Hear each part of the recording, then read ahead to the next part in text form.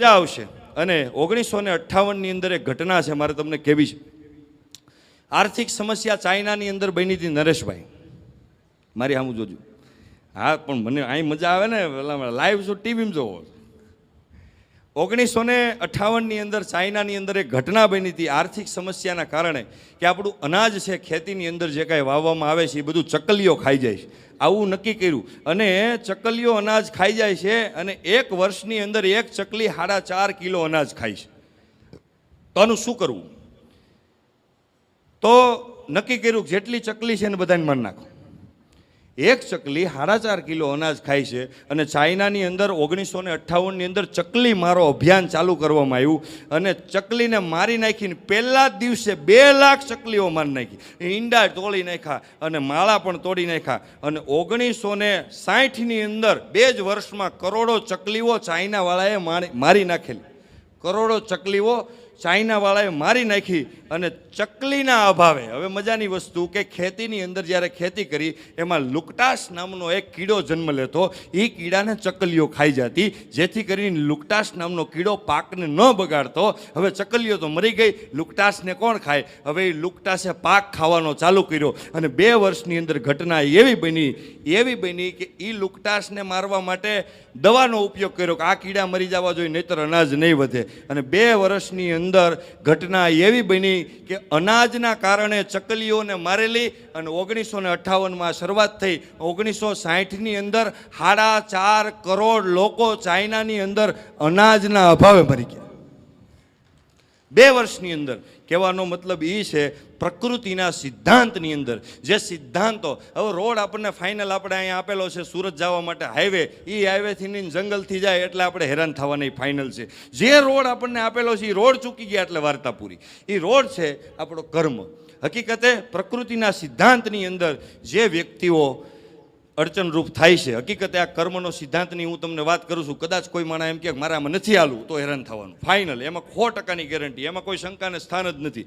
અને મજાની વસ્તુ એ છે કે દુષ્કાળના અભાવે 4.5 કરોડ લોકો મરી ગયા. અને એ વખતે ચકલીઓ પછી લાવવી ક્યાંથી? 1960માં 2 લાખ ચકલી પછી ચાઇનાવાળાએ ઇટલીથી મગાવી કે ચકલીઓ મને આપો, મારા દેશમાં લુકટાસ નામના કીડાઓ છે એ મરે છે. મારો કહેવાનો મતલબ દુનિયા આખી ગોટે ચડી છે. કઈ રીતની ગોટે ચડી? મારું પરિણામ બદલી જવું જોઈએ, મારું પરિણામ. આવી દુનિયા આખી ગોટે ચડી છે. પરિણામ સાહેબ એમ નથી બદલતું. પરિણામને બદલવા માટે તમારે પરિણામની પાછળ દોડવાની જરૂર નથી. માણસની જ્યારે અંદરની વૃત્તિ બદલે છે ત્યારે પ્રકૃતિ બદલે છે, પ્રકૃતિ બદલે ત્યારે કાર્ય બદલે છે, અને કાર્ય બદલે ત્યારે પરિણામ બદલે છે. જો ફોકસ લગાવવું હોય તો પોતાનું અંદરની વૃત્તિ બદલવામાં લગાડો. અને સાહેબ એ તમને કોણ બદલી શકે? એ તમારો પ્રેમી બદલી શકે. અને જાહેરની અંદર સાહેબ જે વ્યક્તિ તમારું અપમાન ન ઈચ્છતો હોય, સાંભળજો, હલો, જે માણસ તમારું જાહેરમાં અપમાન ન ઈચ્છતો હોય અને જે માણસ બજાર વચ્ચે તમારી કોઈ ખોટી વાત સાંભળવા ન ઈચ્છતો હોય, આવો વડીલો, આવા મિત્રો, આવા સ્નેહીજો અને તમારા જીવનની અંદર હોય કે જે માણસ તમને સમાજની અંદર નીચો જોવા નથી માગતો, નીચો બતાય તો એ સહન પણ નથી થતું, એ વ્યક્તિઓ, એવા માણસો બંધ બારણે કોઈ પણ ભાષામાં અપમાન સાથે તમારી યારે ગમે એવું વર્તન કરી અને સલાહ અને માર્ગદર્શન આપે ને તો ઇજ્જત કરજો. કારણ કે આવા માણસો છે ને ફરિશ્તાઓ હોય છે અને તમારા જીવનને ટર્નિંગ લગાવીને નીકળી જતા હોય છે. આવા માણસો તમારા પ્રેમી હોય છે અને આવા માણસ તમારું જીવન બદલી જાય છે. અને હકીકતે કર્મની વાત કરી કે ક્રિયામણ કર્મ, અને આપણે આનો ટોપિક તો લગભગ આખે 8 કલાક હાલે, પણ આપણે 8-10 કલાક તો કન્ટિન્યુ હાલે સાહેબ. પણ સૌથી વસ્તુ આપણો પ્રશ્ન હોય છે ભાગ્ય એટલે શું? ભાગ્ય એટલે કે આપણે જે કરીએ એનું પેદા થાય ને એનું જે મળે એ ભાગ્ય. ભાગ્ય કાંઈ, ભાગ્ય જૂનું જે લઈને આવ્યા હોય આપણે ગયા જન્મનું અને એ ભોગવવાનું હોય એ આપણા ભાગ્યનું. પણ પછી તો આપણે અહીંયા કર્મ કરીને જે ફળ મળે એ તો આપણે જે પેદા કરી એ આપણે ભાગ પેદા કરી. હકીકતે ભાગ એ છે જે આપણે બિયારણ વાવો ને એનું જે ઉગે એ આપણું ભાગ. હકીકતે આપણને એમ લાગે કે ઓહો આપણને આટલું બધું મળ્યું, આપણા ભાગમાં હતું. પણ ભાગમાં ક્યારે હતું કે તમે વાવ્યું હતું? હકીકતે તમે ભાગ ઉપર ફોકસ ન મારો, કર્મ ઉપર મારો, જેથી કરીને ભાગ પેદા થાય. એટલે ભાગ આપણે પેદા કરીશી હકીકતે. અને સનાતન સત્ય છે એ જાણી લેવું. આ સનાતન સત્ય છે. આ કોઈ મારા ઘરની વાત નથી, આ કાંઈ મારા બાપુજીએ મને કીધેલી વાત નથી, આ તો જગતના બાપે કીધેલી વાત છે. એ કાલીવાલી ભાષામાં તમારી સાથે મૂકું છું. અને હકીકતે આત્મવિશ્વાસ ઘણા મોટિવેશનલ સ્પીકરો વાત કરે, ઘણા કલાકારો કરે, ઘણા કાકા પણ ઘણીવાર કહે આત્મવિશ્વાસ રાખવો જોઈએ. પણ હું મૂળની વાત કરું, રાખવો છે બધાને, પેદા ક્યાં જ થાય છે, એનું મૂળ ક્યાં છે? તો એની બહુ સરસ મજાનો એક ભગવદ્ ગીતાનો શ્લોક છે, સ્વધર્મમાંથી આત્મવિશ્વાસ જન્મે છે. સ્વધર્મ એટલે માણસનું પોતાનું કર્મ છે, પોતે શું કામ જન્મેલો છે, પોતાનું શું કાર્ય છે, એ માણસને યાદ હોય. એ જ્યારે શ્યોરિટી સાથે નીકળી જાય કે મારે આ કરવાનું છે, ત્યારે એની અંદર જે આત્મવિશ્વાસ પેદા થાય છે એ ઓરિજિનલ થાય છે. ભગવદ્ ગીતાની અંદર ભગવાન કૃષ્ણ જ્યારે અર્જુનને સમજાવતા હતા ત્યારે અર્જુનને કીધું કે ભગવાન મિત્ર મારી વાત સાંભળો, મારે યુદ્ધ નથી લડવું, મારે આ કોઈ રાજપાટ નથી જોતા, મારે કોઈ વસ્તુ ભીખ માંગીને ખાઈ લઈ, ભીખ માંગીને પણ મારે મારા સ્વજનોને મારવાના નથી. આવી વાત કરી ત્યારે ભગવાન કૃષ્ણએ કીધું કે તને ડર લાગે છે ને? કે હા. શું કામ લાગે? તને ખબર છે? એ કે શું કામ? તારો ધર્મ ક્ષત્રિયનો છે અને તું મેદાનમાં ઊભો છો લડવા માટે, અને અત્યારે તું તારા ધર્મથી ભાગે છે એટલે ભય લાગે છે. ગીતાની અંદર શ્લોક લખેલો છે કે જે વ્યક્તિ પર ધર્મની અંદર જાય છે, જે નથી કરવાનું એ કરવા જાય છે એટલે ભય પેદા થાય છે, એ ડર પેદા થાય છે, એટલા માટે આત્મવિશ્વાસ રહેતો નથી. જે આપણે કરવાનું છે એ કરવા માંડી એટલે 100% આત્મવિશ્વાસ જ હોય. એટલે કહેવાનો મતલબ કે આત્મવિશ્વાસની ખાણ ક્યાંય હોતી નથી. જે હકીકતે કરવાનું છે એ આપણે કરવા માંડી તો ખરેખર મજાની વસ્તુ છે. અને સુખી થવાના મિત્રો 5 રસ્તા ચાણક્ય પંડિતે બતાવેલા છે. જીવનની અંદર સારા માણસો, સારા મિત્રોને કોઈ પણ હિસાબે છોડવા નહીં, અને કમાવવું તો નીતિથી કમાવવું, અને પુત્ર સાથે મિત્ર ભાવ રાખવો. સેલ્યુટ છે આ ફાઉન્ડેશનને કે આટલા સમયની અંદર 15 વર્ષથી હું કાલાવાલા કરીને આપ સૌને આનંદ કરાવું છું, પણ ક્યારેય મેં આવો વિચાર રજૂ નથી કર્યો. સેલ્યુટ છે, લાખ વંદન છે કે તમે મૂળમાં, મને ખબર છે એ શું કામ કર્યું છે કે સેલ્યુટ એટલા માટે કે એક બાપને હિંમત આપી, એક બાપને કીધું કે તમારો જે પ્રેમ છે એ તમારા દીકરા પ્રત્યે તમે પત્રમાં લખો. એ બાપ છે ને, એ પત્ર જ્યારે લખે છે ને, પોતાનો પ્રેમ જ્યારે ઠાલવે છે ને, એ પત્ર જ્યારે દીકરા પ્રત્યે લખાઈ જાય છે, એ પત્ર પૂરો થાય છે, પછી બાપને કહી દઉં છું એ પત્ર હામો લઈને વાંચજો, અને પત્ર જ્યારે પૂરો થાય ને ત્યારે તમે તમારા દીકરાના બાપ નહીં વધો એક મિત્ર વધશો, અને પછી જે ઘટના ચાલુ થાય ને કુટુંબની અંદર, આખી પારિવારિક ઘટના બહુ જોરદાર બનશે. આ પત્રનો મહિમા જોરદાર છે, ફોલો કરજો. અને ખાસ કરી અને આ જે વિચારને જ્યાંથી આવ્યો એને વંદન છે, દંડવટ છે.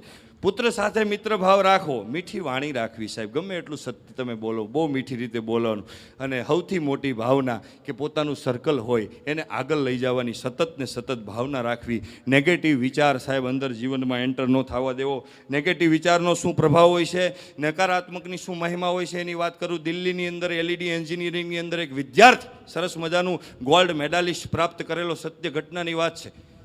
ગોલ્ડ મેડાલિસ્ટની અંદર દિલ્હીની અંદર એ વિદ્યાર્થી ગોલ્ડ મેડાલિસ્ટ બની ગયો. શું કામ બન્યો? એ વ્યક્તિ પાસે એક એવી માસ્ટરી હતી કે સેટેલાઇટ કોઈ પણ ગ્રહ નીચે આવે તો ફોટો HD કઈ રીતે પાડવો. સાંભળજો દોસ્તો, એ યુવાનની અંદર એ માસ્ટરી હતી કે ફોટો કઈ રીતે પાડવો, HD રીતે ફોટો કેમ પાડવો. આ માસ્ટરી નાસાવાળાને ખબર પડી. 2002ની અંદર નાસાવાળાને ખબર પડી કે આવા યુવાનોની અમારે જરૂર છે.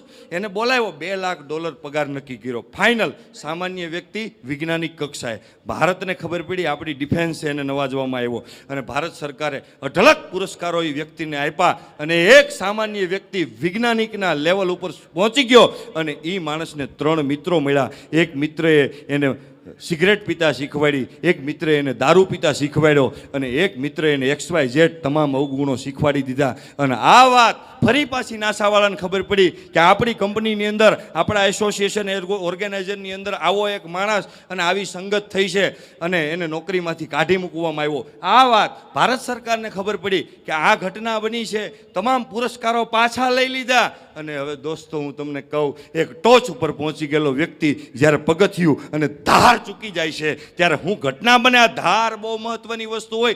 ક્ષમતા ઊભી કરી લેવી મહત્વની વસ્તુ નથી. પહેલાં ક્ષમતાને પચાવવું કેમ એ પેદા કરતાં શીખવું પડે, અને પછી મોજથી ઇમારત બાંધી જવાની. પાયો નાખવામાં જેટલી તમે વાર લગાડશો, પછી તમે બિલ્ડિંગો જ્યારે ચણશો ને ત્યારે બીક નહીં લાગે. દોસ્તો, નેગેટિવ વિચાર મગજની અંદર આવ્યો, એનાથી નેગેટિવ વિચાર માહોલ બન્યો, એની શું ઘટના બને? ટોચ ઉપર વ્યક્તિ પહોંચી ગયેલો અને તમામ પુરસ્કારો છીનવી લીધા, અને આજે એ માણસ અમદાવાદની અંદર ગોમતીપુરામાં 15,000 રૂપિયામાં નોકરી કરે છે. ભલા માણસ, વૈજ્ઞાનિક કક્ષાનો માણસ, જીવનમાં ખોટી એન્ટ્રી નહીં થવા દેવાની. અરે ખોટો માણસ જ ન હાલે ભલા માણસ. અને કોઈ માણસ, તમારી એક વાત મને હજી બહુ સ્પર્શે છે, જૂની વાત, કે તમને એમ લાગે દારૂ પીવાથી સંબંધો બને. નહીં સાહેબ, સૌજીભાઈ દારૂ પીને સંબંધો બનાવ્યા છે, દારૂ પીને કંપની બનાવી. અરે ભલા માણસ, તમારા સત્કર્મથી, તમારી ઈમાનદારીથી, તમારી કર્મ પ્રત્યેની નિષ્ઠાથી તમારી બધી વસ્તુ પેદા થતી હોય છે. ઓલું જે પેદા થાય ને એ ખોખલાપણું હોય છે, ઘડીક ટકે. અને હું કાયમ માટે ડાયરાની અંદર એક ઉદાહરણ આપું છું. ચણો છે, ચણો, કઠોળ આવે, કઠોળ. એ કઠોળ છે ને એ મમરા ભેગું હોય ને, મમરા ભેગો તો એને ભેળ કહેવાય. હેલો, એને ભેળ કહેવાય. ચણો મમરા ભેગો હોય તો એને ભેળ કહેવાય. અને એનો એ ચણો દારૂ ભેગો હોય ને તો એને ચખણું કહેવાય. દારૂ ભેગો હોય ને ચણો જ છે, પણ કોની બાજુમાં છે એના ઉપર આપણી છાપ નક્કી થાય છે. આપણે ગમે એવા મૂલ્યવાન હોય, ગમે એટલા સારા હોય, પણ જો આપણે કોની આજુબાજુમાં છે એના હિસાબે આપણી વેલ્યુ નક્કી થાય. અહીંથી નાગ નીકળો હોય ને તો હવ મારવા ધોળે કવડી જાય, પણ એનો એ નાગ શંકરના શિવલિંગ ઉપર હોય ને તો એની આરતીને પૂજા થાય છે.